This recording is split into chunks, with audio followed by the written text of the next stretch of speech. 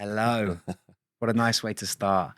We are joined today, and you're the first guest, Dudley, in a while that I've felt excited and nervous about.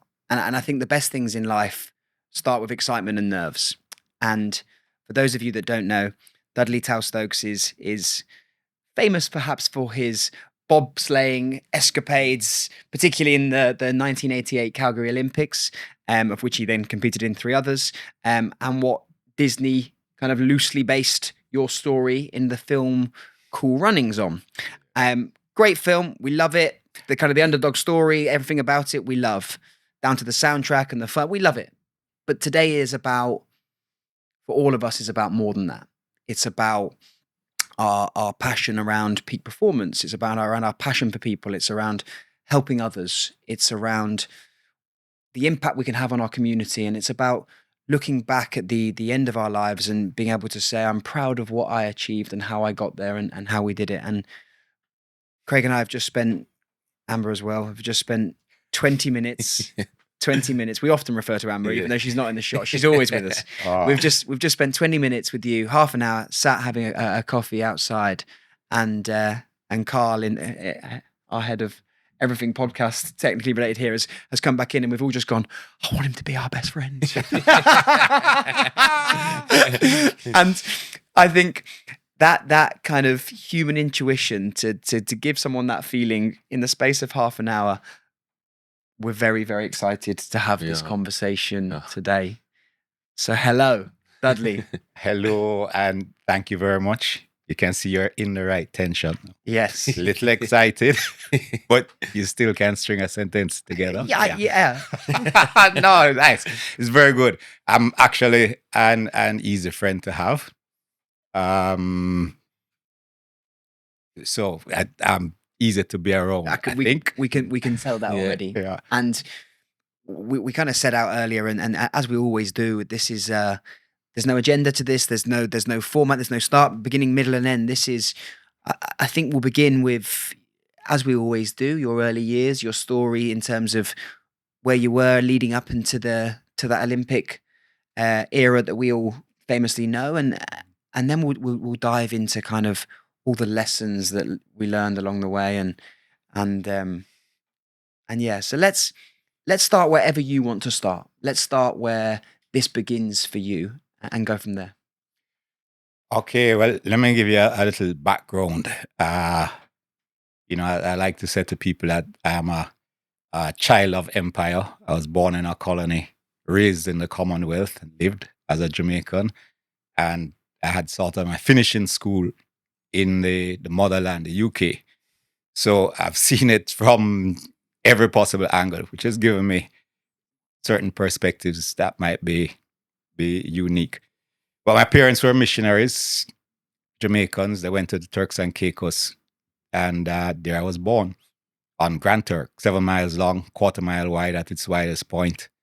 And I spent the first 5 years of my life there. Then we moved back to Jamaica, and I grew up on the north coast, rural part of Jamaica, barefoot for most of my childhood, running through hills, hunting birds, fishing, that sort of thing, playing the occasional game of cricket until what's called a cork ball. So, it's instead of using leather balls, we use a cheaper option, which is a hard cork ball. And one of them hit down the thumb one afternoon, and that was the end of my cricketing career.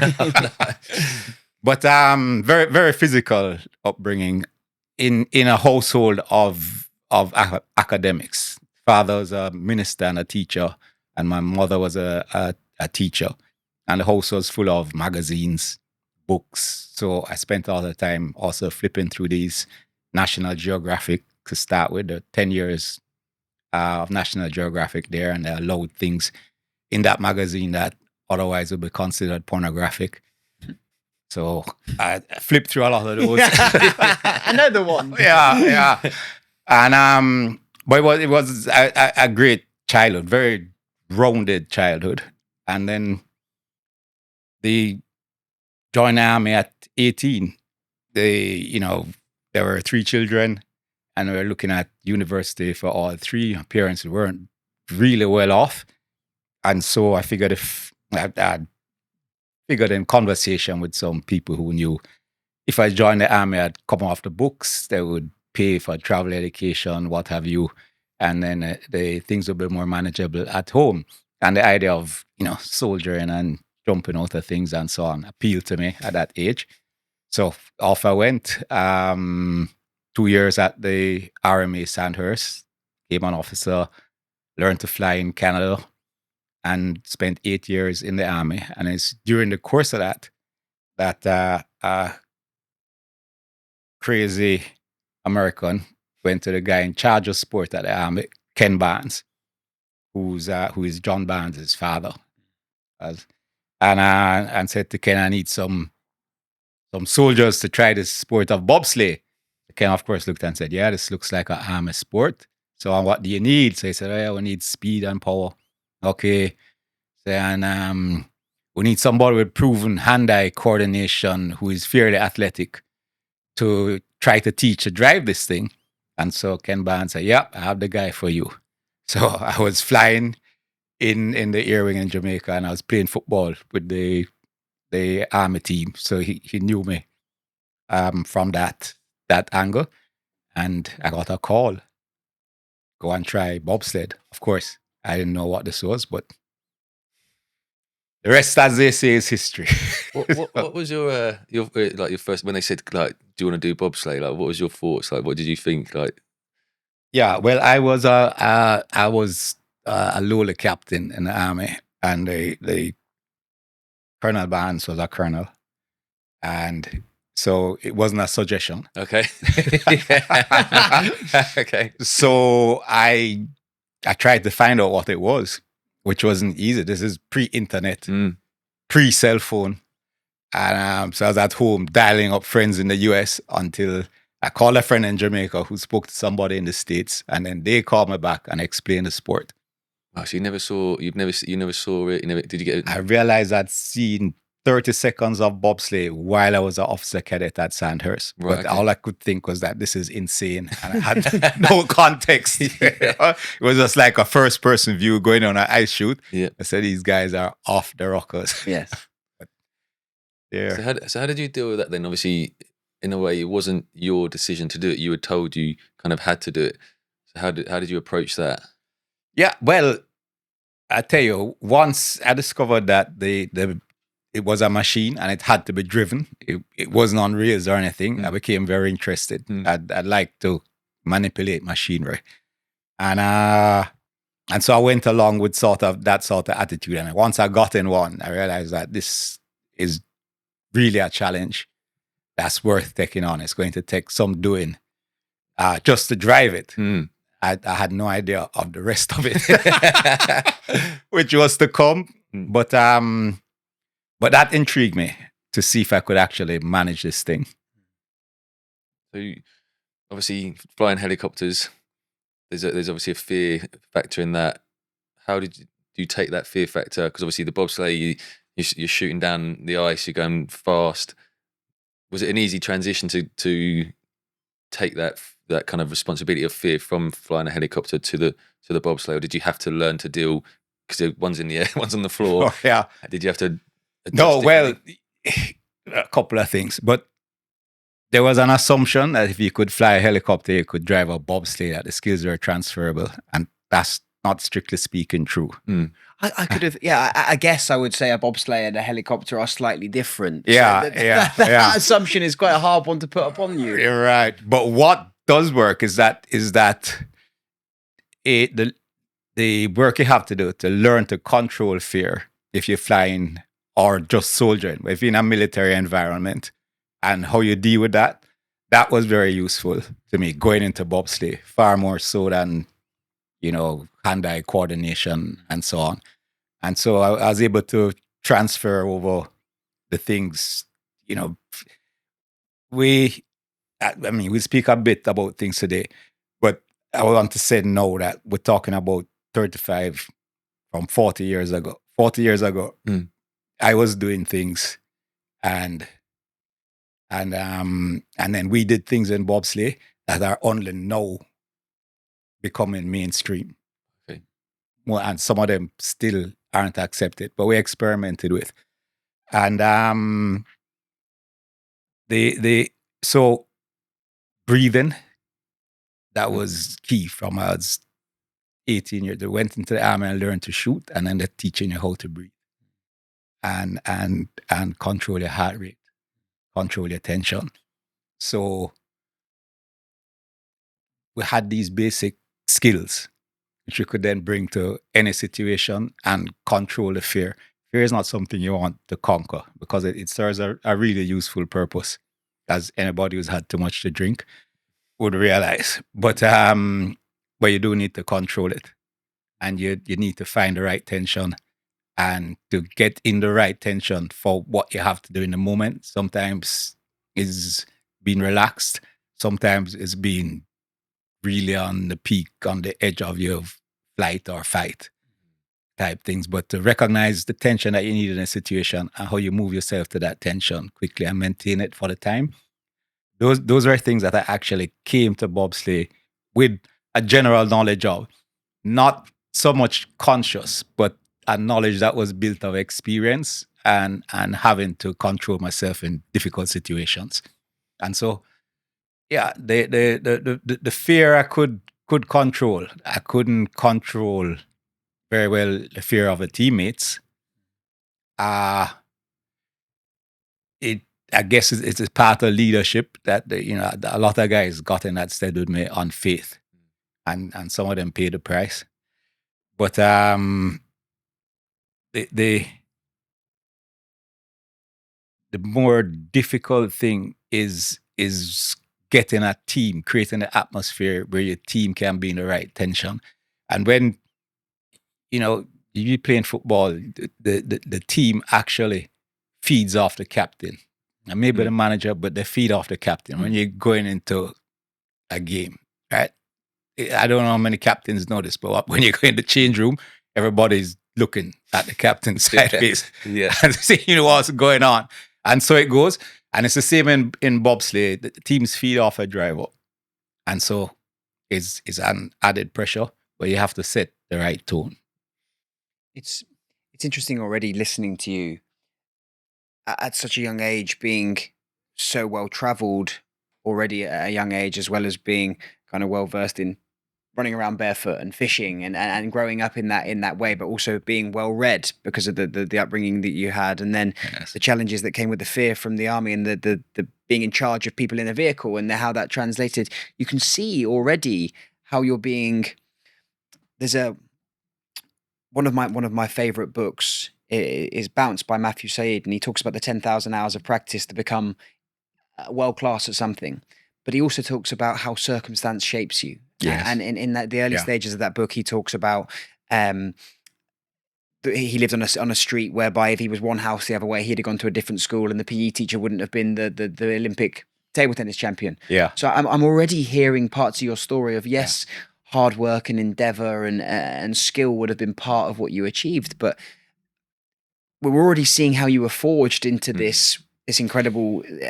Yeah. So there's the randomness, which is a force in the universe. So two great forces I think operating in the universe. One is gravity, and it's a great force, and it is the basis of bobsleigh sport.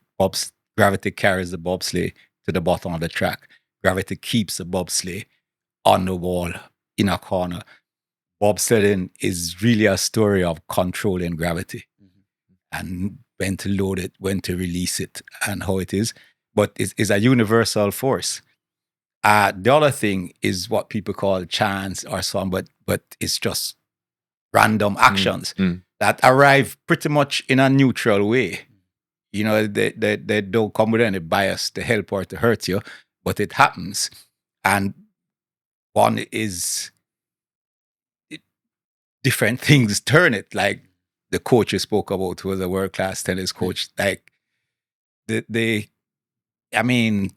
that's life, and it's also the basis of miracles. Things happen that you have to say are miraculous because they're random circumstances present you with opportunities that then you're in a position to take up. So you spoke a bit about my upbringing, but at 17 I went on a student exchange to Germany from Montego Bay in Jamaica. Spent a month in a German high school in a town called Trier, which I just learned today was at one point the capital of the Roman Empire in its latter stages, also the birthplace of Karl Marx. But I went to at 17, I was there, and I never forget walking down the street at midnight, coming from a friend's house, going to the house I was staying at, getting to a stoplight on a road, deserted road. This is midnight.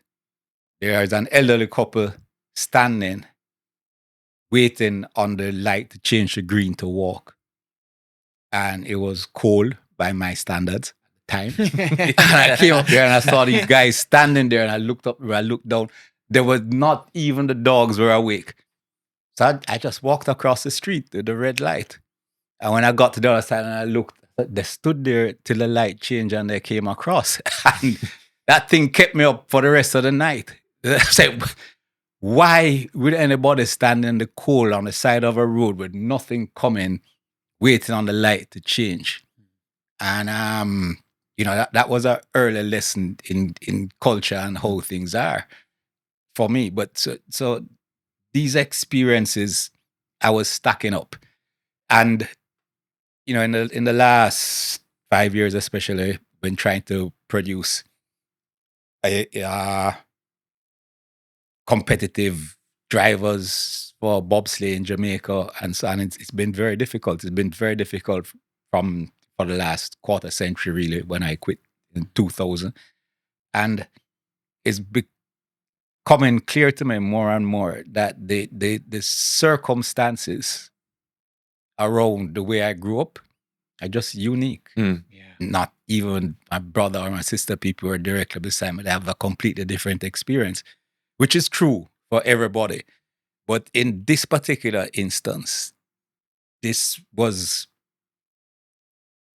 just something that had to come together only in this way and couldn't have happened in any other way. Yeah. Mm. And that's the miracle. That's the miracle. Yeah. And that's the miracle. Yeah, and that's and it's this. I've long kind of admired this relationship of when you see things that are so spectacular, and whether you're religious, you may see it as a gift from God, or whether it's just the universe at play. But it's always the combination of the two. It's always the combination of incredible hard work and endeavor and human spirit, as well as it is these miraculous, unique combinations of how life brings you together.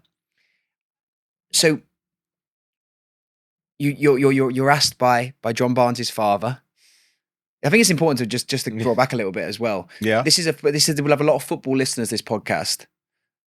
Dudley was also a football player, a talented football player as well. Can we touch upon that before we go? I never use the word talented. How dare you, Dudley? No. I mean, I played to a fairly high level, good. But that was more graft than talent. Believe me. After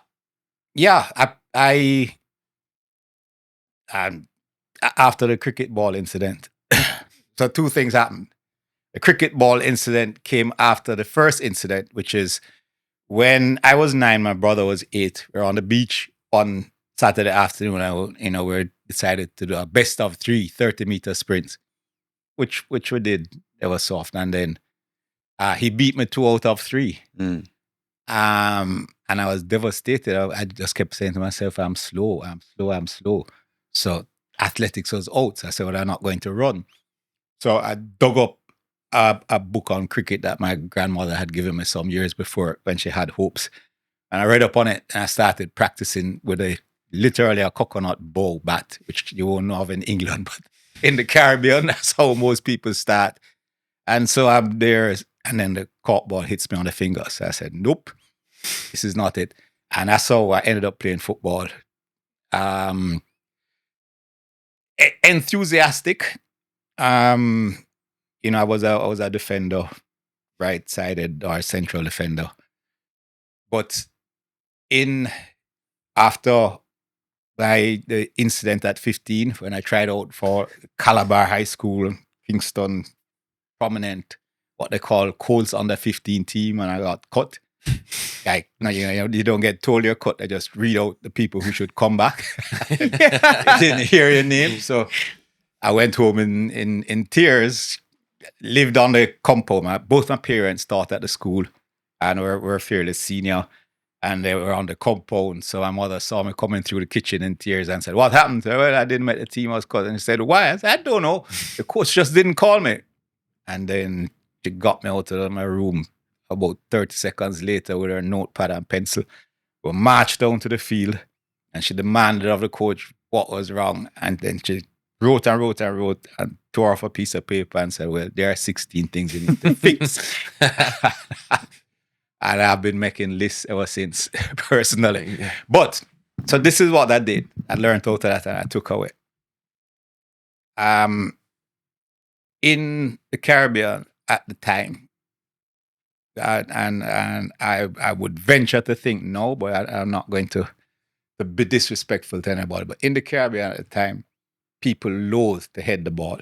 And there was good reason for that, because the balls were really leather and then they got wet and they got muddy and they hurt. And so I learned to head the ball. You talk about 10,000. I hit that ball in my head by myself against a wall.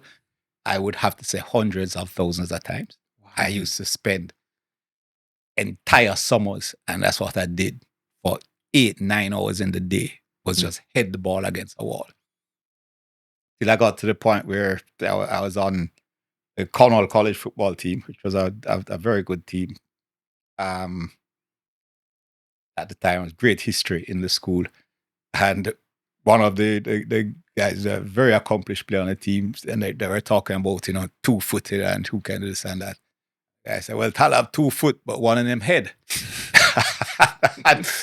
But by that, I differentiated myself from everybody else. So I went on the team sheet first. And I ended up scoring quite a few goals as a defender, but from corners and set pieces mostly because of that. Yeah. And so I learned how you break down things. You see the constituent pieces. You try and mitigate the things that you're really not good at, but you find a couple areas where you can excel. And key is to look at the general competitive environment and find the points where people are unaware, ignore, or just not good at for some reason. And then that's you. That's your place. And so, I made a career out of hitting the ball. There's so much in that story already that I can see is shaping this athlete that comes later, in terms of even something as so simple as your mother marching you down to the pitch and it's inquisitive, isn't it? It's like you want to research that subject, wherever you go into. It's like it was a tremendous lesson for 13, 14. You can't imagine. That's just to see how things really work and get done. Because situational. People don't sit down and say, "All right, we're going to learn today now why you make lists." That doesn't work. It's something that is transferred in the course of life and living and the experiences in the day, which is why I have 3 children now, all grown, and in the last 10 years I've been hearing all about their childhood, which is frankly terrifying at times. But one of the things you take away is just how much attention children pay to you. I mean, they remember everything you did, everything you said, how you are. And so the most important thing you can do as a parent is to live consistently and honestly within your own beliefs. Because if you want to pass anything to your children, that's the way to do it. Because they are on you. Yeah. Morning, noon, and night. There's no time that they're not looking at you and taking away things. So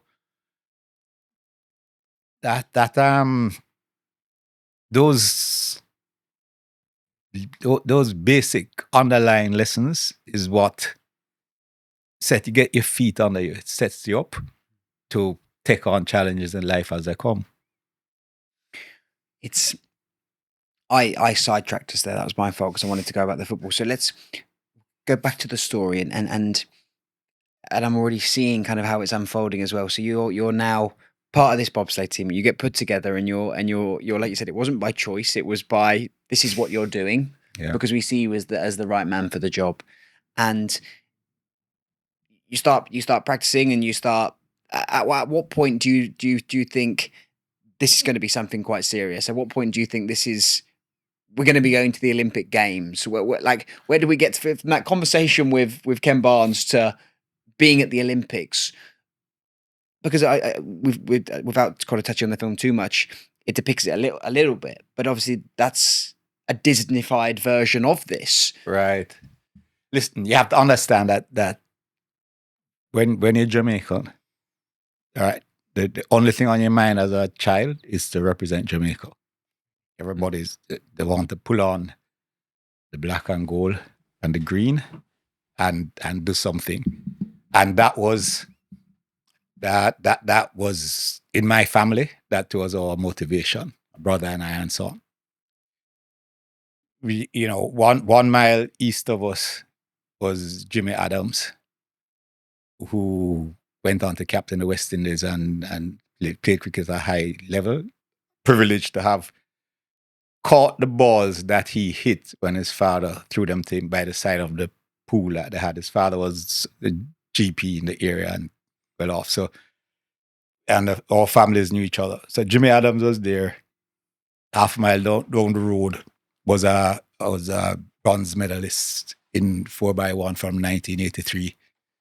Went on to be. But you're surrounded by sports potential, but then also by the actuality. You can't walk down the road and you see Olympic gold medalists and you beat people in your normal course of your life.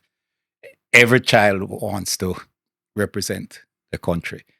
By the time, I was 25 years old, I thought my chance had gone. Wasn't going to be in football because I really wasn't quite there. And there were some decent people about playing football. So that was it. So I'd pretty much decided to settle down on my flying career and so on. And bobsleigh comes up. So this is, did you say randomness? I mean, it's again, miracle. Going to the Olympics, the flag and the colors. All right. So from the very beginning, there was no point in time where I considered any of this a joke or that I was going to do anything but the maximum effort as a Jamaican from an extremely proud sporting tradition. So what was the time frame between you being saying you're going to do the bobsleigh to the time of the Winter Olympics? Like, how long did you have to? Yeah, I was called in mid-August, and the trials to pick a team were in mid-September of 1987, and the Olympics were in February of 1988. Wow. So is that like five? Yeah, five it was months or so? It was I looking back, ambitious. Yeah, yeah, a little bit. But what do you know what the time frame was of, like, obviously young bobsleighers? Do they grow up learning to be bobsleighers? Is there like a training period, or is it like, do you have to learn? Right now they start much earlier because there's an under 16 youth program and so on. But in those days you came to bobsleigh late, 24, 25, and then it took 10 to 15 years to become world class, and that involved between 300 and 600 runs a season is what people got. So in my career, 11 plus years, I had a total of 600 descents. Yeah, the real thing. And we'll come to this later because this is where you get into the visualization and how you replace things. So I did in a decade what a top class bobsleigh driver would do in a season. How many did you do before your first, like, your run in the Winter Olympics? Not a lot. Not a lot. At that time, I didn't know enough to be counting. But I would imagine I had, by the time I qualified for the games, and I was around 35 full descents from the top. Wow. And that was in end of December in 87. And then I would have had maybe another 40 runs and then the race. And then the 4-man, I literally started driving seriously at the Olympics in Calgary. So when I crashed in the 4-man, it was about my 6th descent in a 4-man bobsleigh. So what was your first descent like? What are your feelings, your emotions, you're going through that? Yeah, no, and you should think about this too, because in the bobsleigh track has many starts and they have what they call a junior start, a ladies start, a half and a full start, and various different things along the way. But when you start low. So you get in with maybe 1 or 2 curves ahead of you, and you go around them, you see how things work and so on, and then move you up. And if you handle that, then they move you up and up. Eventually, you get to the top. And the first time I got to the top, I was thinking, how hard could this be? And I got in the bobsleigh in the usual way, just sit in, put on my helmet, push the bobsleigh off. And by the time we were on the exit of curve 4, we were going like 3 times faster than I'd ever been. And then by the time we came off curve 5, my helmet, which wasn't tightly on, just was up on my nose and over my eyes. I didn't see anything else for the rest of the run. And we got there on 4 runners. Again, I was saying, how hard could this be? And then I started to try to drive it, and that's when we got into trouble. But the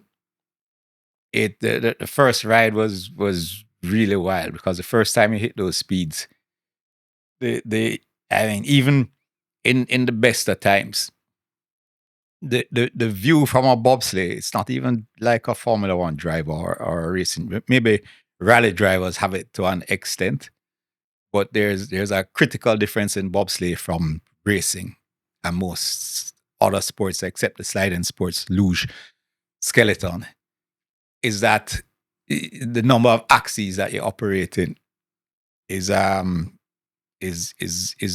more. I have my personal way of conceptualizing it that I'm not going to say, because scientists listening to this may become offended. But the thing is that when you put something on a wall and you're holding it with gravity, and so it still has yaw and roll and everything, but it's also on a wall, and there's gravity holding it on the wall, and the gravity is inconsistent. In other words, there are places on the wall where the gravity goes away completely. There are other places where it comes back more than it was before, and you're trying to control all of that. It's a different ball game, and then you don't see anything in sort of a steady picture.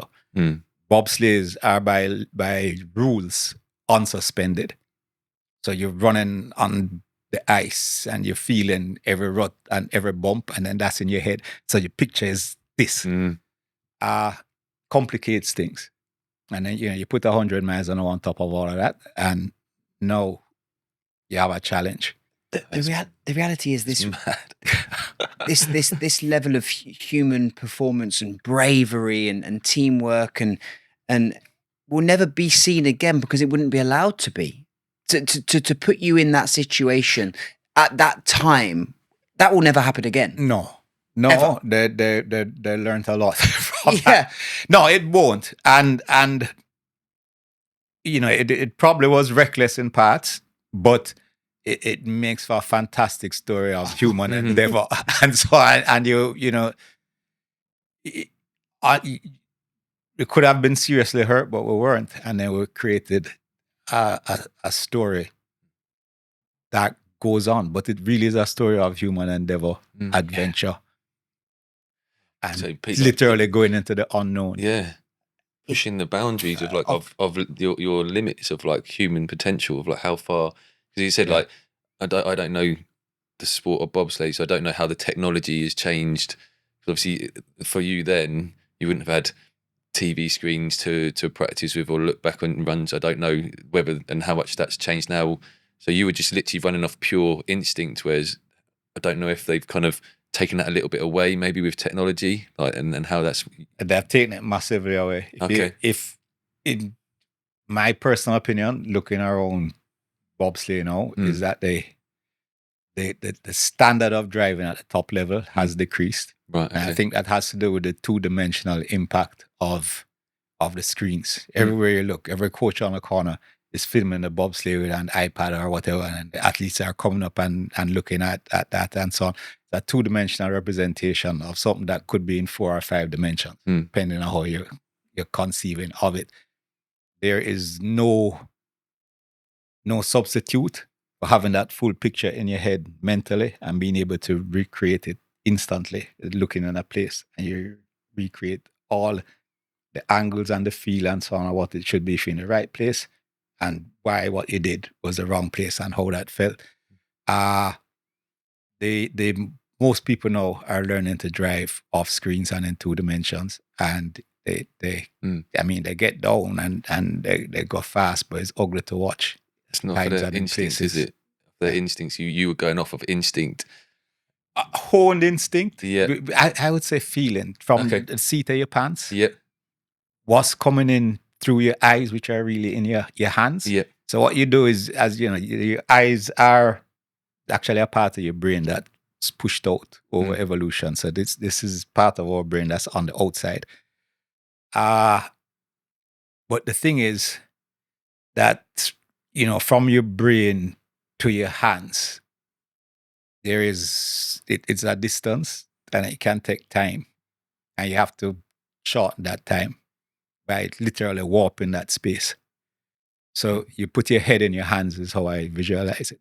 And so everything that you're taking in through your senses actually happening in your hands. Okay. And then your hands are getting feedback from the ropes that they're holding onto and playing in that. Your ass is feeling as pressure comes off and on. And so it's a full body activity to drive a bobsleigh at the highest level. And it's not in an iPad. Sorry. Let's say, so do you think now then they've taken away the instincts from a person? I think majority of sports now, Formula One, lots of these sports, football, it's all about digital technology. It's all about, yes, it's not so much about almost, you say you're, creativity, you feel it, you understand it. Now they're coming off the bobsleigh going, what was it like on the screen? Or they're not feeling it like you exactly. And they're not spending time trying to feel it either because it isn't there. I heard a podcast between these really sports scientists of high level trainers and so on, that a guy named Andy Galpin, and the person he was talking to said to him that you can't model a 3-dimensional movement on a 2-dimensional screen. And he was just talking about the snatch. He said you can't learn that from watching the thing. Yeah. So then it dawned on me like how much, like Bob says, another level again. But that's what's being done now. It's we resonate with that so much. Even in recent weeks on the podcast, Craig talked about football, the how robotic football can feel now, and we're lacking that kind of those real miraculous like talents where we talk about that God-gifted talent of someone where the reality is it's. You would remember this in football. You kind of judge the spin of the ball in that instinctive, like the way it's coming to you. And if we ask people to describe their most amazing moments in sport and say, how did that happen? And the reality is they can't really articulate how that happened. It just was. It's because it's so instinctive. The ball drops out of the sky and you know the way that's spinning, the way that person stood, the way that's happening. And it all happens in an instinct. Now in bobsleigh and at those speeds, it's even like we're talking another 10 levels entirely. So this idea of the drivers worsening over time completely, I can understand completely, because nothing, like, I'm sure you couldn't describe how things happened. It would have been a feeling in the air, a bump in the ground, like that real. Right, but what you see, what this drives at is the complexity of the human being in its totality. And when you're connected, there's nothing that we know of in the universe that's like this. And we sit down and we deny this every day. Just how unique and fabulous everybody who draws breath is. And we think that there are things wrong with us, and we're going to fix it. You know, they're going to put chips in your nose to make you better, and every everything about us is wrong and needs to be fixed. Instead of the key approach that we took in bobsleigh after the first 4 years of my journey, which are basically alone, and we were able to pull together some resources and hire a coach, Canadian named Sam Buck, who had some very particular ideas. And I said to him that how are we going to be competitive with these steroid monsters without taking steroids? And he said, well, that's my specialty. What I've done is I understand how the human body works.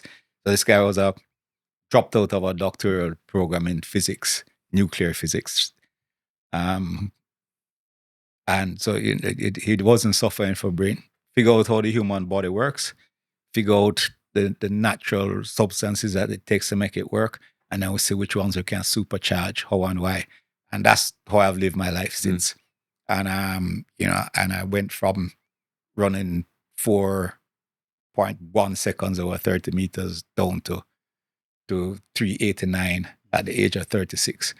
So that kind of progression as well, but became very competitive physically and much better mentally, overtaking that approach. Now, there's a big AI revolution going on, and about artificial intelligence is everything going on.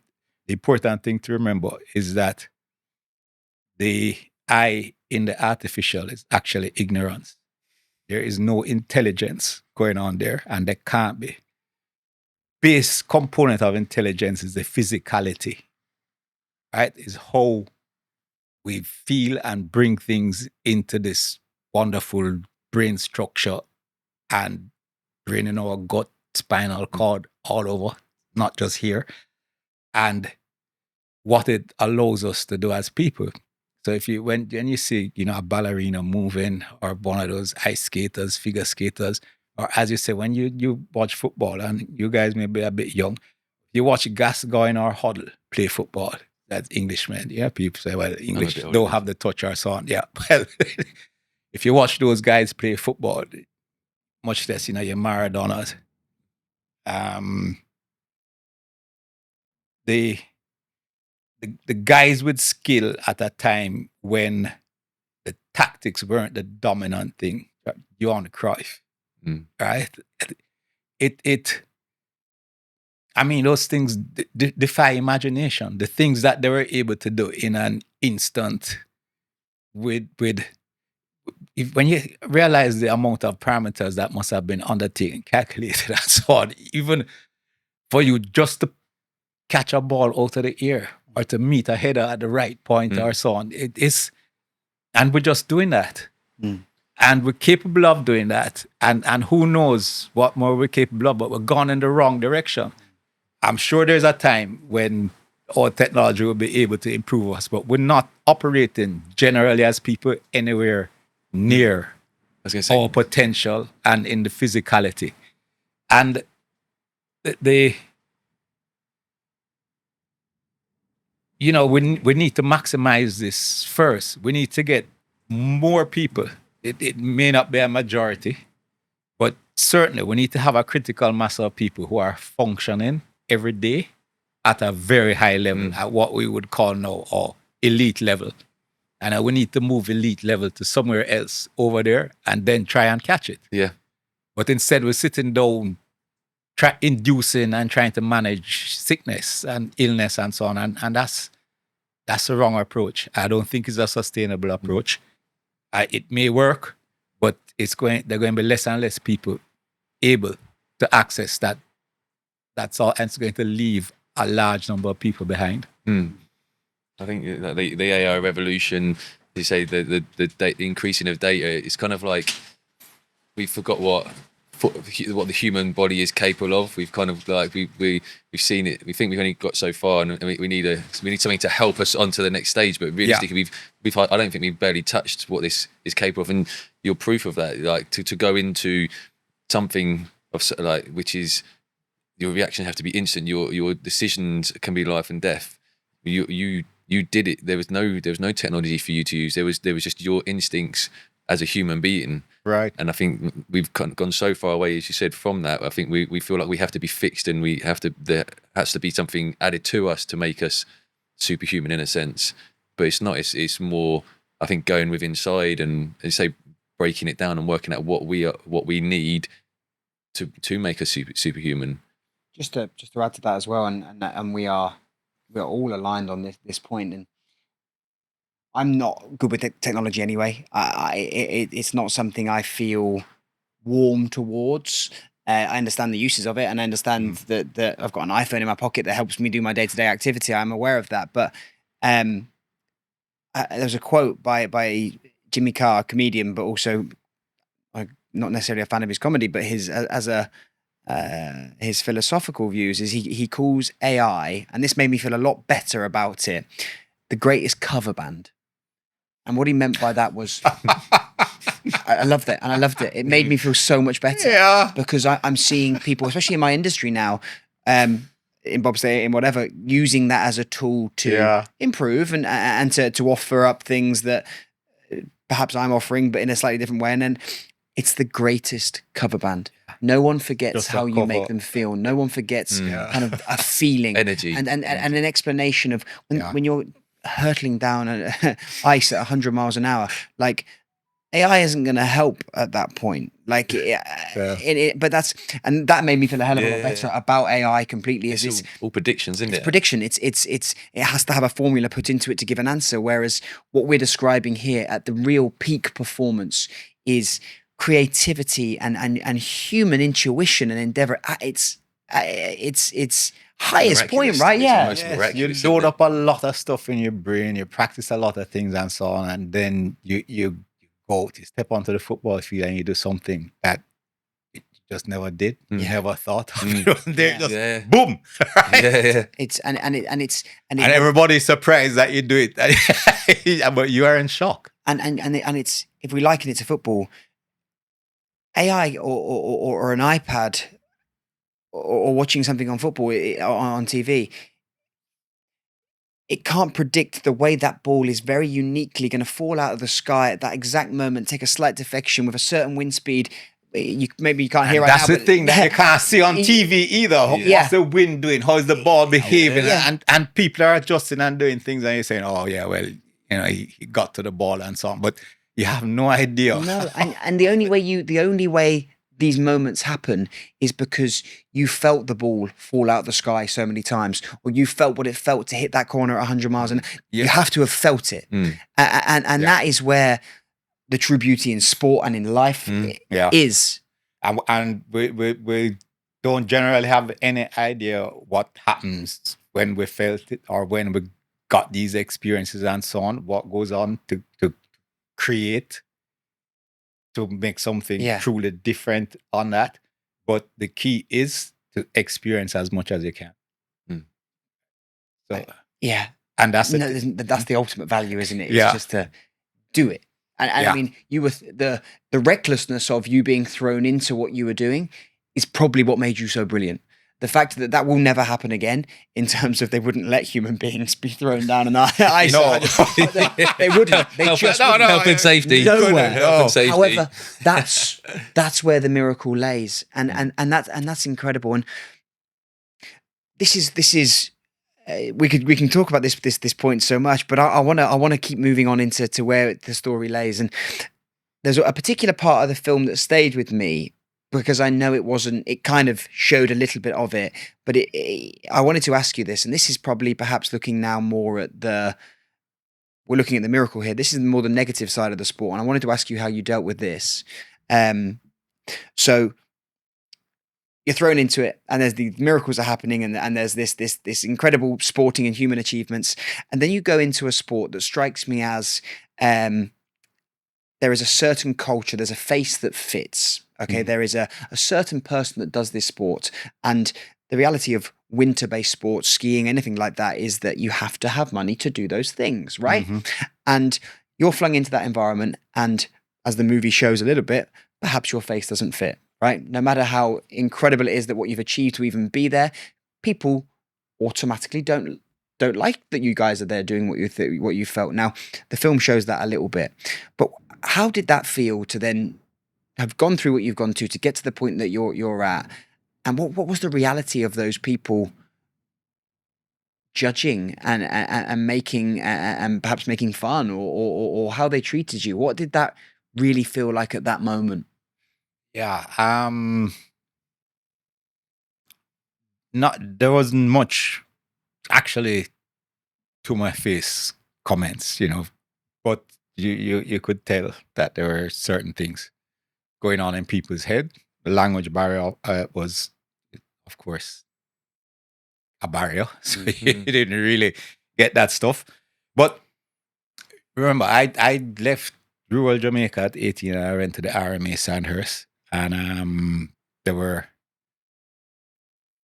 a lot of overseas cadets, but predominantly English cadets, and who had some second, third generation, fourth generation, well educated people, and so on. And I held my own with them. Some in significant ways. I walked away with 2 individual prizes, and one of those was in signals, which it's all about the communication device, HF and S, and Morse, all various sorts of things from the time.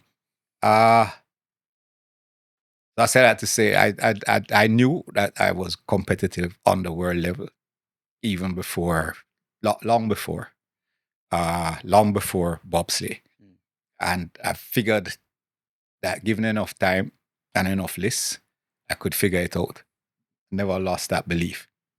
But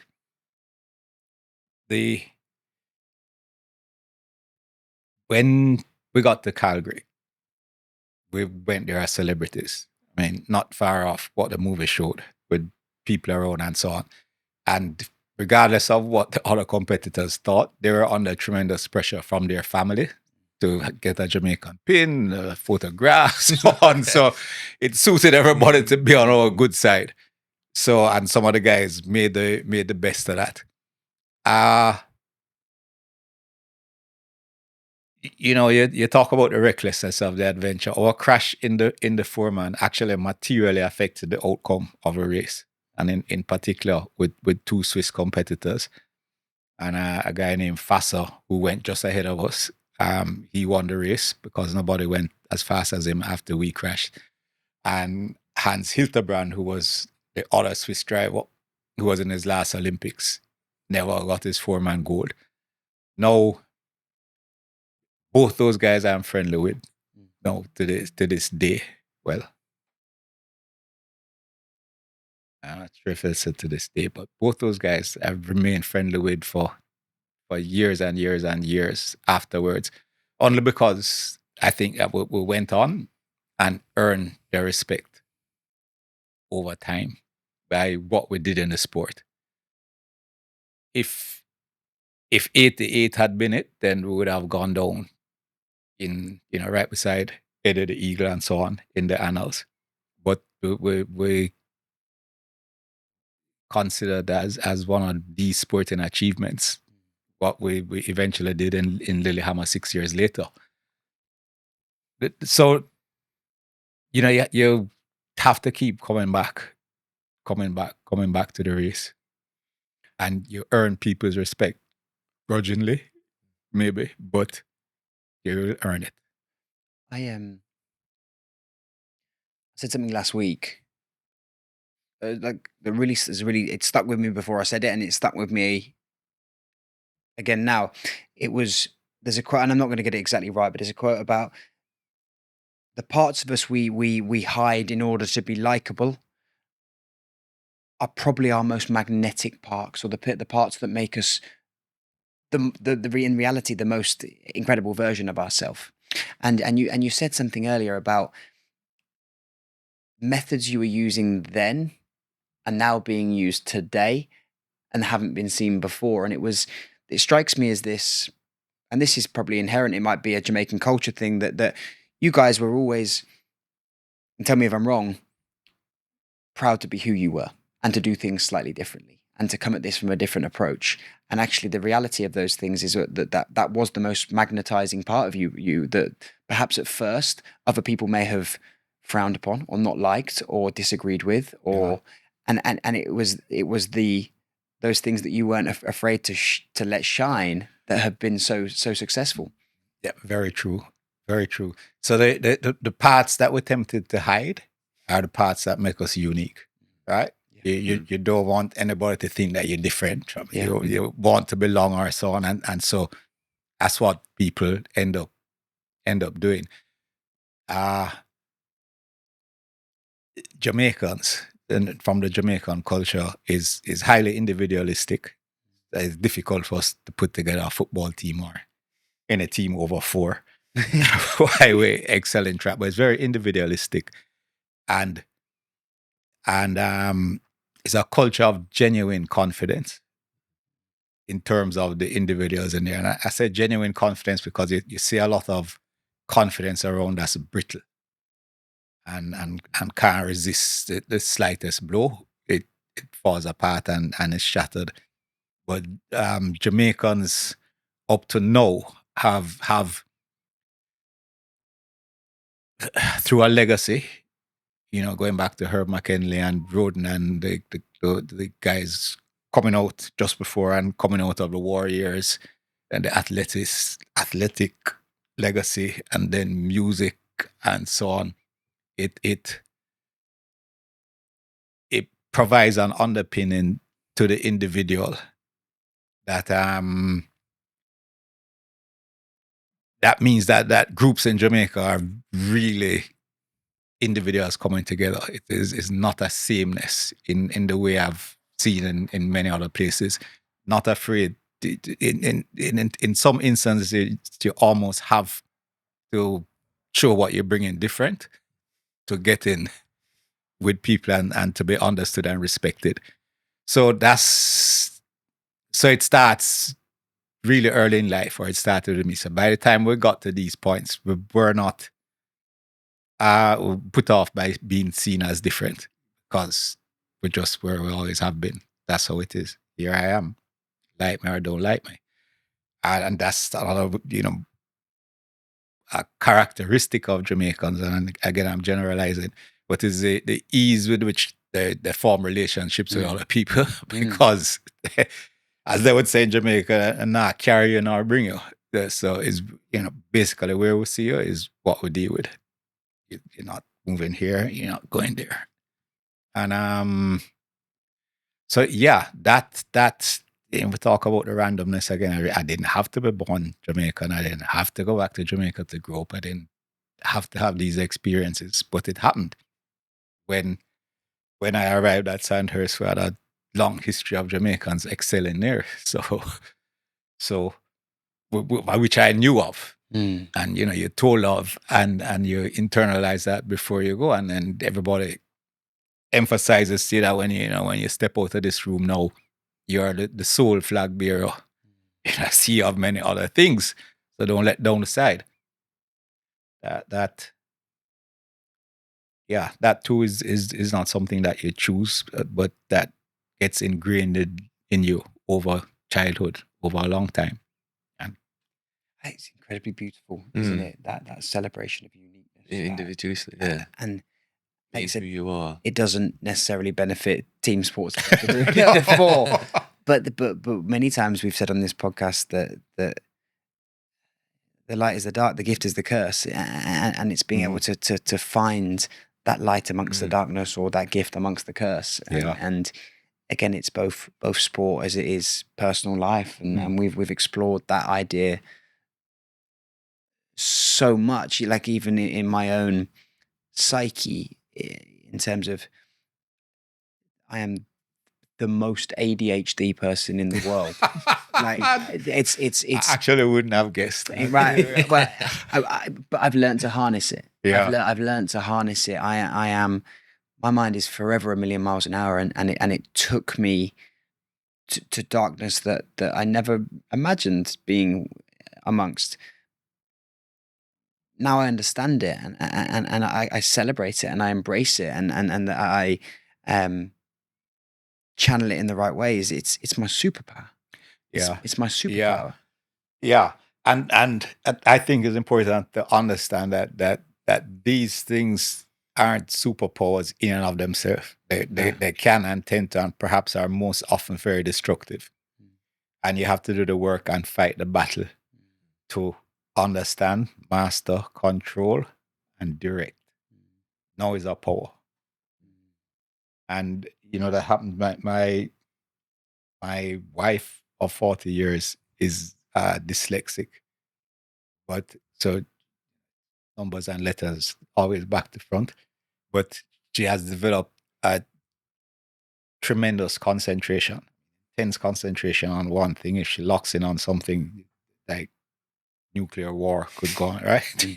Until she's fried, just going and going and going and for a sustained period. And that is as a consequence of having to everything she hear, everything she read, and so on, reorganize it in her head to make some sense. So it is kind of like a superpower. That's what happens, but you have to do the work. And never without the work. Never without the work. And it's, I think nothing great though is achieved, is it, without work? And I think that's what we as a society we want with the AI and stuff. We want the quick fix. We want to get somewhere without actually having to do the work. I think that's when miracles happen. That's when you find out who you are, truly who you are, when you put the work in. It's tough. Well, the French guy whose name I won't butcher on this podcast, but who started the modern Olympics, a bit of a showman and so on, but he put the games together. And one of his early things after the very first games were ended, and he said something which I'm wondering if it dawned on him in the moment, that it's not the victory but the struggle. If you think about 8 people make the finals of 100 meters, 3 get to a podium, that struggle is going to impact far more people than get anywhere in that race. And so the struggle, which is really another word for work. Problem with work that people have is that is a struggle. And when you take on a struggle, it causes pain, so you suffer. Struggle, you suffer. You have to find the methodologies to keep trying, keep doing the work. It's such a poignant point. We I'm going to when this comes out, it will be a repeat of a story, but it is so relevant to this. We were talking about, there's a theory called gastric band theory, but there's facts amongst this where a patient, the suicide rates increased after gastric band theory. And that was nothing to do with kind of chemical imbalance in the brain. It was at the moment of, there's a couple of ways in thinking about this, that if you're overweight and the victory to you looks like not being overweight, being slim, and having the gastric band fitted, and you achieve that thing without the struggle, without the journey, without the hard work. Emptiness. There's emptiness. I wanted the thing, and actually it was never the thing that I actually wanted. It was the journey to achieve that thing. And I obviously we're all in health and fitness, and I talk about Ozempic and these drugs, which I'm not disagreeing, or it's not my place to, I don't understand it enough to comment on that as a wider journey. But one thing I do know within this is that, and I spoke at length with my therapist about this when she said people who are losing that weight very quickly on this drug are really having, there's an identity crisis amongst these people, because when you achieve X without the journey to X, it almost feels kind of completely hollow. And this is metaphoric of life. Like, I've realized quite a lot in recent times, from someone who sought external validation a lot. I needed to constantly seek external validation from so many people, that it's this life really is about this internal struggle or journey or work, and when you realize that the beauty is in that, the beauty is not in the beauty is in this conversation, is sitting here with you having the conversation, not in the fact that there may be X amount of listeners at the end, or a certain amount of views on a clip that we make, or your final statement. I'm here with you right now, and that is the real beauty in all of this. And presence is the greatest gift of all, right? Yeah, and being present. That word they use, being present in the moment of. Most people aren't present for their entire life. Yeah. There are reasons for the obesity epidemic that we are in, a lot of physiological reasons, but there's also there are reasons that relate to the state of mind that people are operating in, which Ozempic and GLP-1s and all those things don't address. No. So you will lose all the weight and so on, but you keep eating because the reason you're eating is not because you're hungry in the first place, and that reason hasn't been addressed by anything that's happened, and so you're standing here now svelte, but you're still not feeling good, and it's to me it's an approach to humanity that denies our very basis in physicality. And in getting ourselves working right. And now more than ever, we know how to do that. And we should bring that to the core of how we live in the society. Bring that to the core and build out from there. That was the other theory behind that also in just to go back was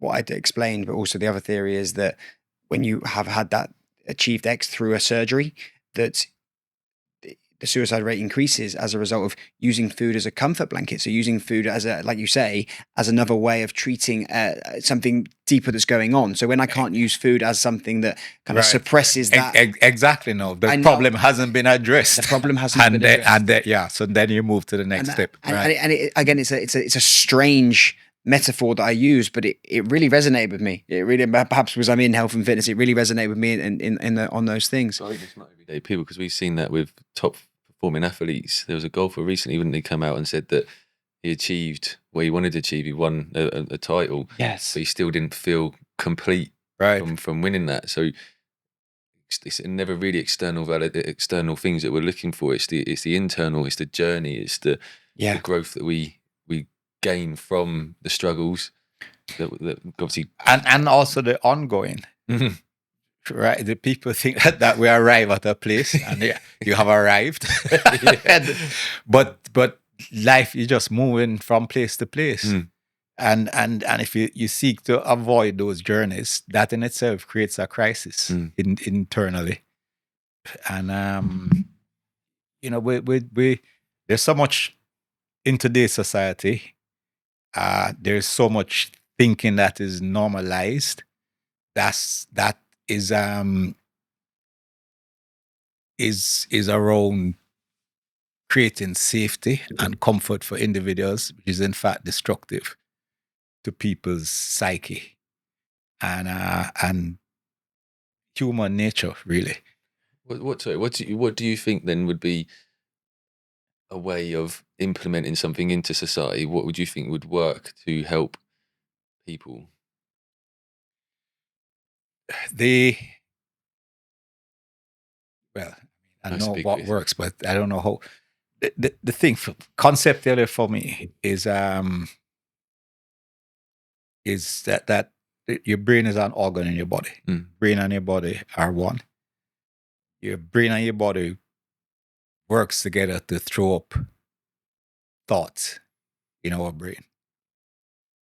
Our thoughts are a consequence of what's going on in our body and our brain. And if those things aren't properly balanced, your thoughts are going to be way out there. And once that starts to happen, because these thoughts then go back and impact your whole organism. So again, everything begins with the physicality. People need to eat and move. Right? And when I say eat, I mean eat right. Not necessarily like a champion. You need to eat real food. You need to eat within a reasonable window time frame, and you need to not eat as well.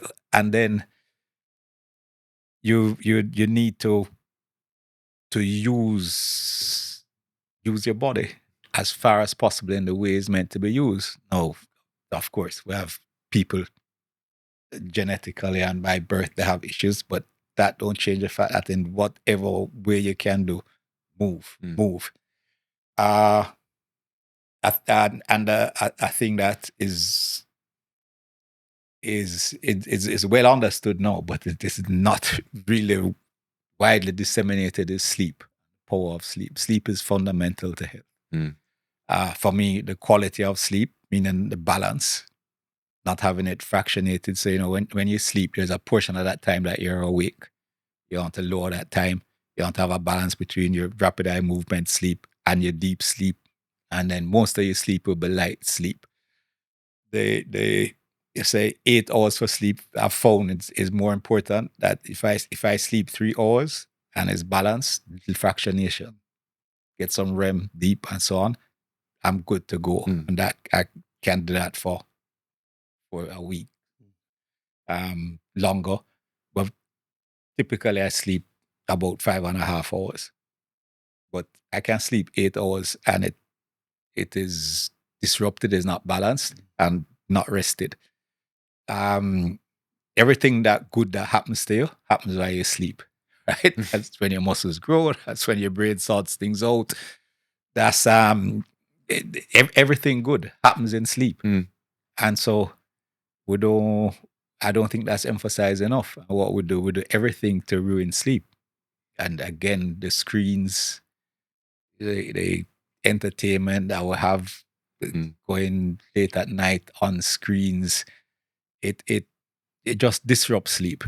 And it's impossible. I think that if you find somebody with a mental health issue without fixing the sleep, you're just going to have to be trying to balance it with drugs. If you don't control the sleep.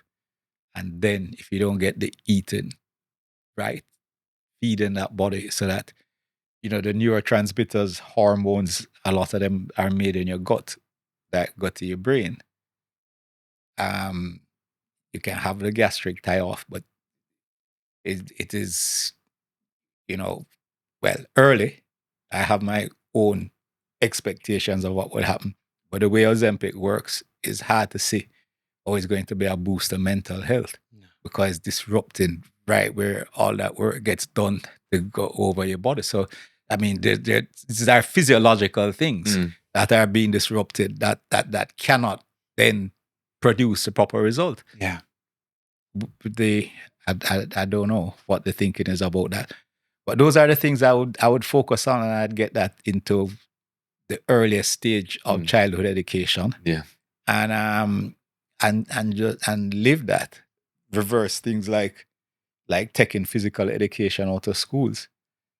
I mean, that's just the wrong way to go.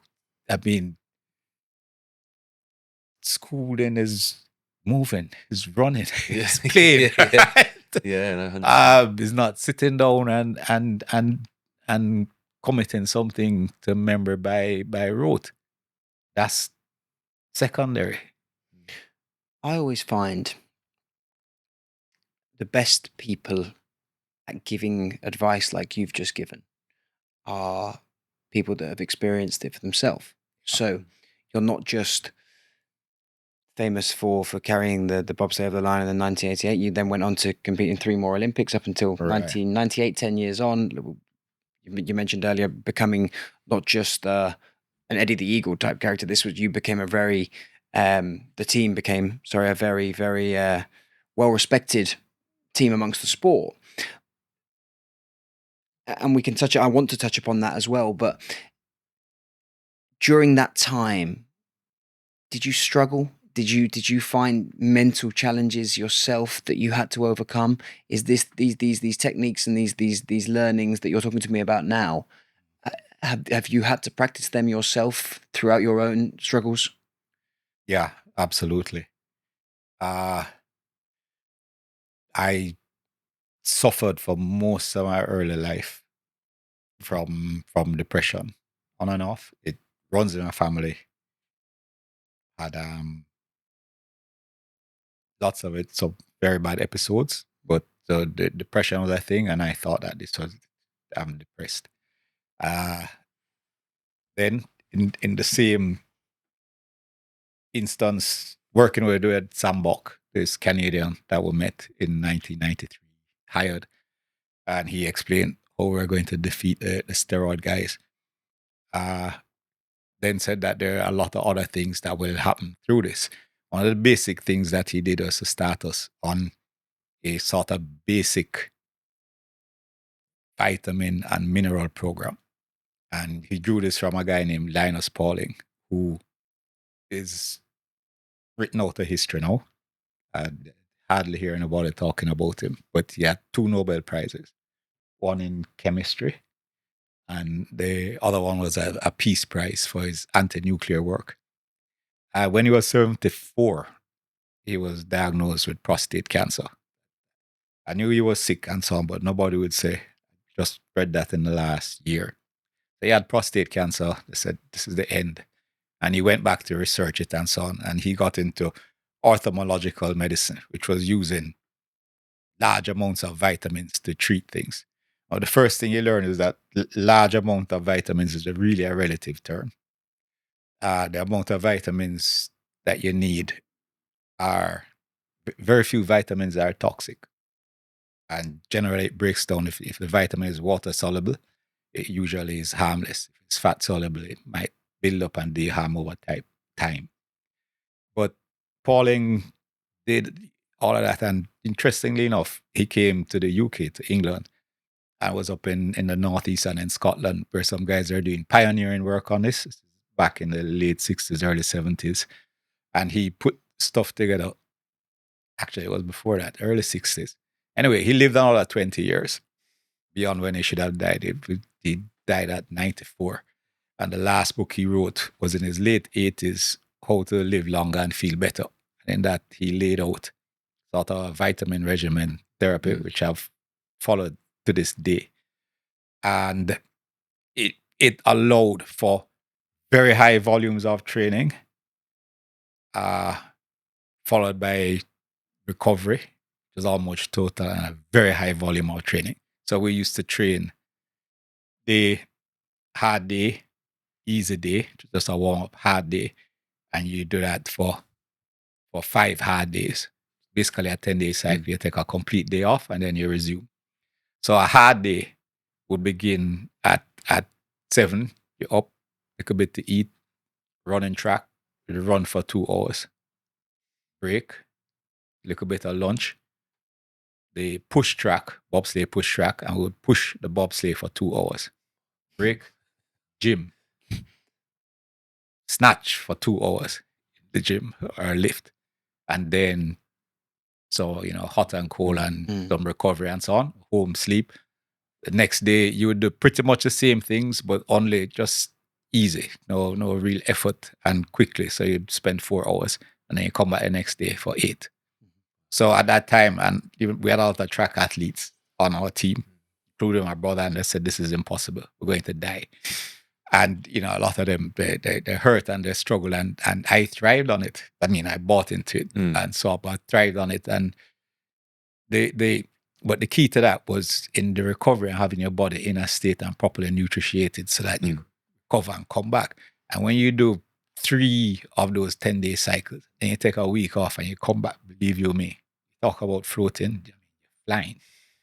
So, but on that program, I discovered that my mood leveled out completely.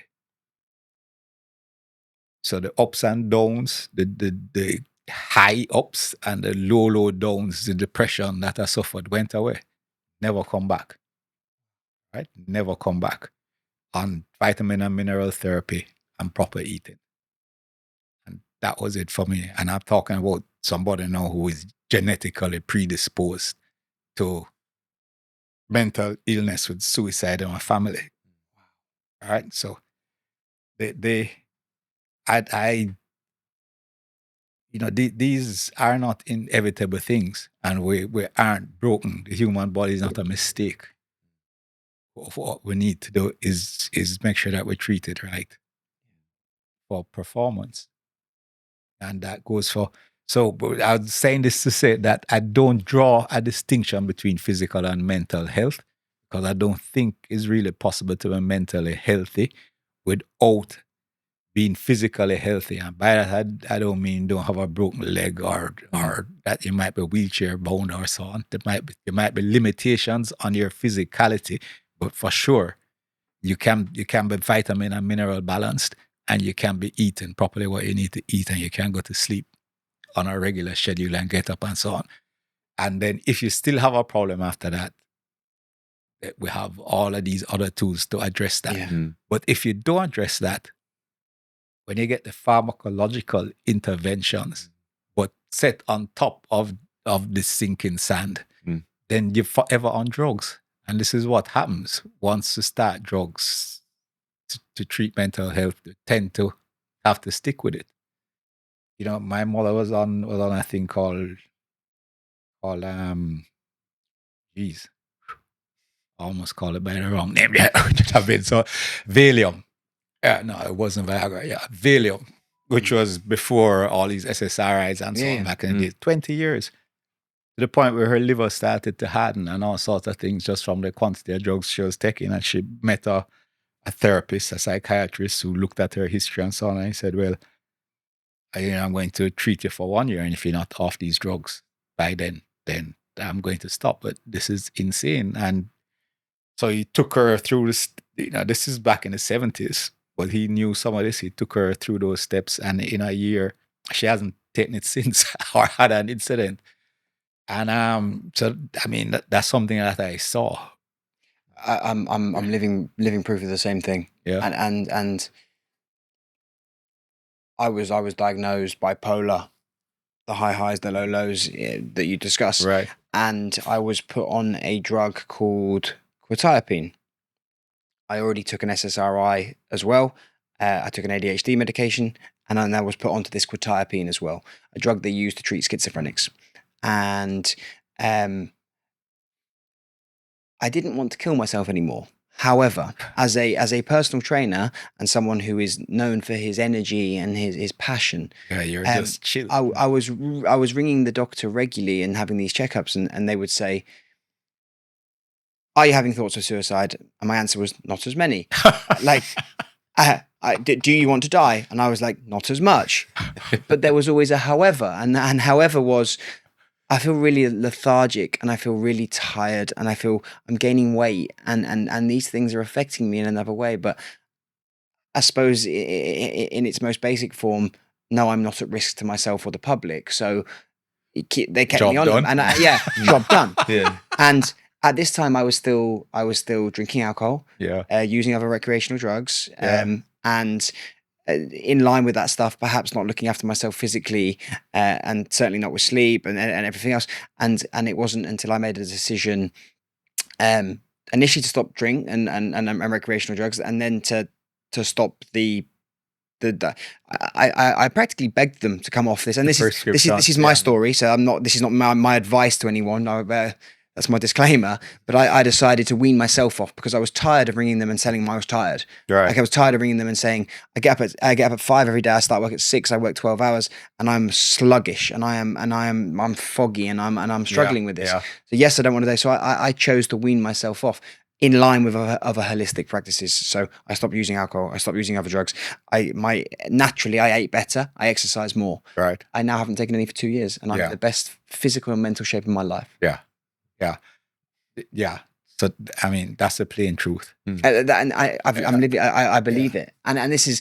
It's hard for me to say, if you're listening to this, do that exact same thing, because every situation is unique. However, when as a foundation, move, rest, put the right things in, do those things right first. Yeah. Then perhaps explore other avenues. You're a lived experience as well, though, aren't you? That's your experience of what you've been through, and you're giving your advice to people. Yeah. Well, what I'll emphasize, and you said it already, but if you're on prescription drugs, there's a reason they're prescription. These things are powerful and dangerous and need professionals who know what they're doing and what it is. So don't vary your prescription without your doctor. Yes. That's the thing. But you need to raise with whoever your health professional is. You need to raise this approach. More and more of them are buying into it. That's not a majority. There's still going to be a majority that think a different way. But you know, your health is your business. There is nobody else that is more interested in your health than you are or should be. Right? This is all you have to carry on. Right? Try and let it bring you out to the grave in good order. Yeah. And so you have to take an interest in your health. Very few people have an interest, and then those who do, the information is you talk about misinformation. Health and medicine had always suffered tremendously from being scammed. So you have to be careful of that as well. Even if you find a few trusted people, listen to them, talk to your health professional. Don't do anything without that. But also look to examples. I can tell you my story. Not nearly as exciting as yours. But I figure that you are you are where a lot of people are right now. As we talk, we walk down the street, and that game I play, I just look on people and wonder what they're taking. I like to look at pictures like the House of Parliament or the Congress or a meeting of world leaders and so on, and just look at the individuals and try and figure out what they're on, because everybody is drugged. Running the world, they are drugged. They're not really in it. Decision makers are in the fog. In the fog. And that doesn't augur well for us. But what you can do about it, you have to sort yourself out. Right? And part of what we do in our song, pointing people in direction to take the step and understand that not an easy road, but it's suited to walk it. It's that responsibility, and the kind of like a theme we've talked about is the work. It's the responsibility. I'd say we've talked about like AI and data and how we've handed that out. Yeah, man, outsource everything. Yeah. and you say we are our greatest project. We are our greatest project, and to get the best gift we can give ourselves is working on that and giving ourselves all the things that we can. Yeah, people spend so much time, looking at other people, looking at things. If you take a minute to look in the mirror and really look at what you see, understand the marvel of how you're working, how you come to be standing there.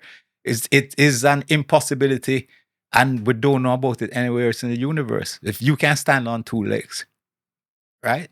You are a galactical, universal miracle. If you can stand up on two legs, it's not happening all over the place. No. It just isn't. No. So you have to take some time to wonder that and then understand how special this situation is and take care of it a little bit. So I do have a question. Obviously, it's about fear. Yeah. I think people are scared of that responsibility of themselves, and they're scared of, say, their greatness and how to step into that. And obviously, you went through fearful situations. You were flying a helicopter, which is fearful. You went into one of the most dangerous sports, and there was obviously fear there. How did you overcome that fear, and then how can you give like a guidance to someone who's in that position, who's fearful of themselves in a sense? Yeah, again, two sides to the thing. One is the physicality, and obviously you probably notice I always come back to this, but because it's fundamental, people are trying to do things that ignore the physicality. That's wrong. So you really have to deal with the stuff that we've spoken about. Okay, you're still going to feel fear. There's a physicality of controlling in the moment, breathing. It's simple to say. You breathe, gain control. You have to accept the situation that you're in, whatever it is that time. Might be some impending danger, like you're walking on the street and there's a guy coming to you with a knife. But you have to accept that that's what's happening. And then you have to commit. Whether it's run that way or whatever, you have to commit. To get to being able to do those things, right? That response has to be rehearsed, visualized, internalized in a state of relaxation. I call deep relaxation. I don't refer to it as meditation because it's not really meditation. It's relaxing your body, relaxing your muscles, and seeing the danger, feeling with your mind's eye, the tension, tightening up, letting it go, and internalizing, breathe, accept, commit. And that's a constant practice for me every day, all the time. But that's a very physical way of approaching, a very practical way of approaching those moments of fear, which many people probably listening to this will say, well, I don't really experience fear. I'm not doing anything fearful, but they have anxiety. Anxiety is fear. It's just that is not fear that you're late on this corner and thing is you're going to go over, or like, you're going up and you're going to get hit going for this header or so on. It's not that kind of fear. The mechanisms of bringing on the feeling of anxiety is the same, and the mechanisms of dealing with it are very similar. Lots of people know, I don't know if you ever experienced this non-specific anxiety. I mean, you have people who have like not a care in the world, and they're anxious, and you can't pin it down. And I would say that non-specific anxiety has a lot to do with physiological imbalance, and if you don't address that, it's very difficult to get rid of. But if you find yourself constantly anxious, fearful, but you can't put your finger on anything and so on, start with the basics. Start with some drills. Understand that when that feeling coming on, you trigger, you breathe. Right? Relax. You maybe look around and your environment, and that doesn't mean what you can see, but in your whole life or so on, in your work, this person, that person, and so on, there might be a situation, that you're worrying about that, but not consciously. But in your subconscious, you have to try and let that rise and see if you have a reason for this. But if you can't find a reason, you need to go back to your basics. There's often moments when we have these conversations whereby a quote or something lands, and I realize what the name of the episode is going to be, and I'm looking at Amber now, and it's breathe, accept, commit. That's the name of this episode. So much of what you've talked about today. Yeah. And it's also, what have you written there? You can. say, Have you wrote breathe, accept? Breathe, accept, commit, and that's the start of a bobsleigh run into like a. There's so much this is relevant to, Dudley, and that is. The simplicity is the beauty of that. We mentioned off air when we were having a coffee about Ronaldo's £1 million recovery practice. Like everything you're saying is so human. It's so simple. It doesn't cost anything. It's inherent and it's within us. It's about practicing those things and learning it. And I'm going to share a quote with you that I've been thinking about since we since we started, and then draw upon your work now, because you're not just Dudley the Olympian who had this incredible story. It's so incredible that Disney chose to make a film about it. There is, as you can see and as I can feel, there is so much more to you as a human being than the athlete. And I actually think there is even more so than your career in bobsleigh is the work you're doing now is so huge, isn't it? That the impact you're having on the world after the thing you're recognized for. Because in the Olympics, often it's they call it gold medal syndrome and stuff. When people achieve X, we've talked about this now, that they're like, well, what comes next? And actually, your achievements and who you are now feels even more important than who you were then. And so this is something that I really resonated with. Well, not even resonated with me, just got me thinking. And I wanted you to kind of talk about where you're at now and the work you're doing now, and why we're sitting here today after the what you're famous for. And it says, and if I'm misquoting you, please just tell me. But it's so important to start with the end. Think of your funeral, because that's coming. Some people find that discomforting or depressing, but that's just a simple fact of life. So what's it going to be like? Yeah, that's from me. Inspired by a guy named Stephen Covey, who wrote a book called The 7 Habits of Highly Effective People. And he was quoting somebody else who I don't recall. But it's a beautiful conceptualization of living, standing in the end. If you have a body or an athlete, and I think everybody will be better off trying to live as an athlete, because it causes you to put your body in a certain place, right? Bring it to a certain priority in how you live. But in Olympic sport, there's a way to approach Olympic sport that I think is a template for how you approach life.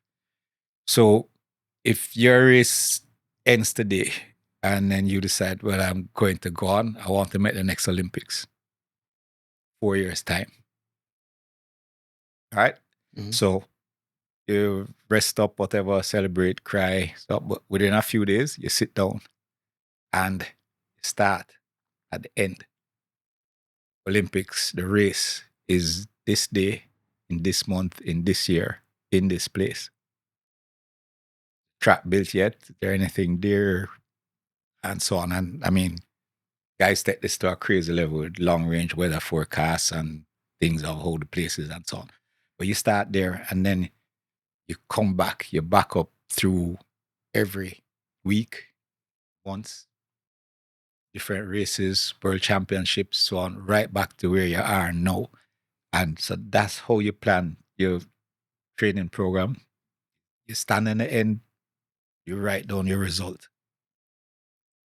And then you start to write down as granular as you want. But, really, the further away you get is the more general you have to be. But by the time you get into the next year, you know every training day, every rest day, all the places you're going to, the places you're going to train. You have the bobsleigh schedules or whatever. And so your first year, maybe the first 2 seasons are in excruciating detail. And then you start living that the following day, right? That is standing in the end. That standing in the result. And that is what that quote is in life, standing in the result, right? We're all going to perish. Guaranteed. So, under the very righteous seem to have avoided that. So, present company. But so we're all going to perish. So there's, no point in trying not to think about it. You have to say that when you hear, and in the Stephen Covey quote, which was, about life, it was about the funeral. You're at your own funeral and people are coming in, and what do they say? One is the eulogy, but those are are often unreliable. What are the people whispering in the back of the church or wherever, right? What are the people who knew you well saying? What children saying? What friends you leave behind? What are people saying? And so you paint a picture of yourself actually now as if it were then. Mm. And then you said that, yeah, well, this is not a pretty picture. And so you try and adjust it. This what do I need to change? You try and adjust what that picture is going to look like. And then you come back here and now you try and live it. But people set themselves up for not getting to goals or achieving things because they think that once they set out to do something that they're going to do it. And you have to understand that we are human beings. Once you set out to do something, you're going to fail. You're going to have a relapse. You're going to have setbacks. If you have that understanding and you accept that that is going to happen, when it happens, it doesn't become the crisis. Oh my, you know how many people at New Year's have New Year's resolution Yes. and the gym full up, they're eating well, yeah, all of those things. By Valentine's, everything gone. Yeah. And, they make one mistake, one slip, and they just let it go. Oh, can't work, I'm useless, and so on. And this is what we say, try. You have to keep coming back to it. But you have to have the mindset that you're going to have to come back to it because you're going to fail. But the failure in the moment is not the end of the thing. This is now a step.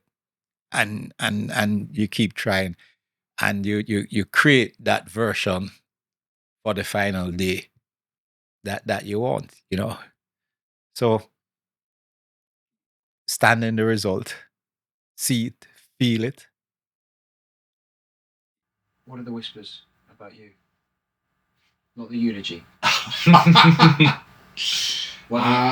you want them to be? What do you want those whispers to say? I want people to think that I tried hard things, and I can't guarantee by success or anywhere going to, but I can guarantee what I do and what I try. So I hope that people are saying that he tried hard things. I think that there'll be more than a few people there saying that he was a hard man because I am not out of malice or intending to bring pain to anyone. Is out of a real concern. I avoid the word kindness because it has lost all meaning. Kindness is not something that you do to somebody because it makes you feel good. Right? Not necessarily what they need. I try to deliver to people what I think they need. The closer to me, the more so. And sometimes that can seem brutal. But the resilience, the whisper that kept going and he kept going. He and that he stayed faithful to what he believed, despite the fact that it was just, it may be a little off, a little strange. And that's what I think the whispers will be. And that in fact, that's what it will be now. And there's not much that I would change on that. I would probably like to have more success and have success in certain areas or some, but that's not the point. I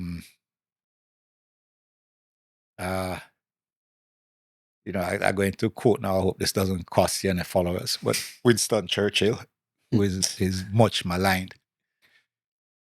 But if you want to see a life that had its ups and downs and they go on, success is never found. failure, never fatal. Courage is the only thing. So, when you stand in the end, you will never know whether or not you're successful. That is a truth that we miss. When you go, you never know. People say, you must live for your legacy and this. You can't live for a legacy. You have to live for your truth and your beliefs and to execute on your purpose every day. And the legacy is going to go where it's going to go. The one person you can be sure that won't be concerned with your legacy is yourself. But success is it just isn't there. It's never found. But it needs to be pursued. And if in the pursuit you meet failure, it's never fatal. Always a way to come back. Courage. And it's the flip side of fear, right? Fear, courage. That's how people overcome fear. People who I'm told there are people who feel no fear, but and maybe they do exist. But what is the point of that? The point is to confront and struggle with your fear and show courage. That's how we grow and as people, which is, if there's any reason that we are here, it is to become the best version of ourselves that we can in our circumstances. That's all that matters at the end of the day. And that's so when the whispering, I hope that the whispering goes something along those lines. We were whispering about you almost immediately when we were after half an hour of your company, and just a lovely to sit in your presence and just listen to you. Incredibly so. And if you allow me to disagree with you a little bit, that I think you've shown us immense kindness, intentional or not. The purity of it is different. I've asked you a question before. Is there ever a truly selfless act? Because I know I do kind things because it makes me feel better. Right. There's worse things I could be doing with my time. But I also know that sometimes I make those decisions based upon the fact that it will serve me in some way. And actually, I can hear through your work and what you're doing. I just reframed kindness from your words. I reframed it. So maybe I'm not disagreeing. Maybe I'm just reframing. But I felt from the first handshake to this being nearly 2 hours in, I've just really seen the time, that kindness is in your very essence. It's not. That doesn't mean that you have to make hard decisions, say hard things, deal with things in a certain way. But you're a kind man. Yeah. Again, Jamaicans have a saying about your spirit, how you feel for a person, which is very important in the Jamaican culture, and something I've come up with. So literally within minutes of meeting anybody, I get a feeling for them, which is not really definable, but you feel the spirit and what's really behind them. And from all three of you, I got a good feeling. And I can't fake it. I've met people and I don't have a good feeling and I've played a role.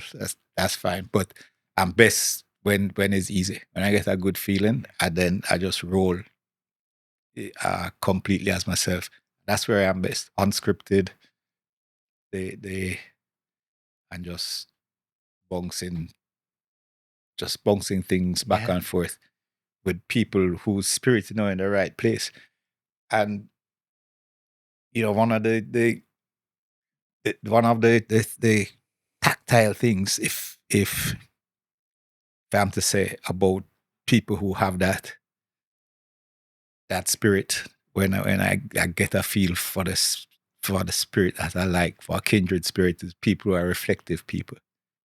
In other words, people who at some point in the day or points look back and take apart what has just happened, what has just gone on, and so on.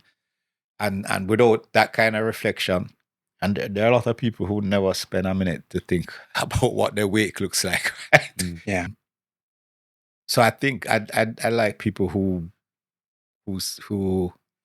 tend to reflect on what they do, reflect on what has happened, and are interested in moving themselves forward, even if they don't have the tools, even if they don't have the skills, but understand the imperfection and looking, searching.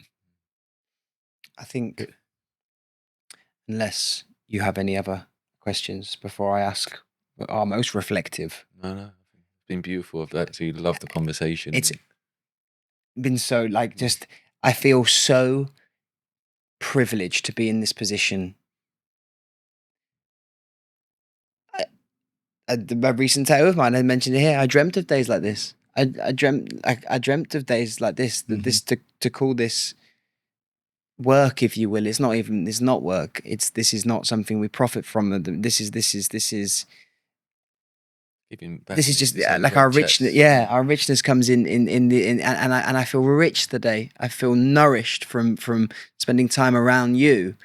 I always feel nourished spending time with these guys. These are my people. But to welcome more people in this, I feel I've been fed today. And I've got a lot of self-reflection on myself. Yeah, there's things you've said, and I've gone. And I know Amber's sitting there going, "Yeah, you need to do that, Craig." And she's probably written notes down, but it's just so much self-reflection for everything you spoke about. And so much. I'm just so excited for people to listen and take that on board. Yeah.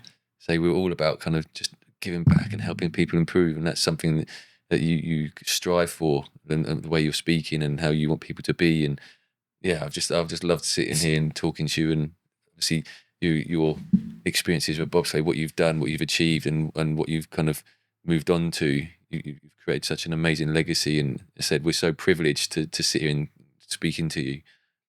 It's and we always say if this helps one person, we will have done our job. This is going to help many people, but to finish, and I don't want to finish, but we probably should.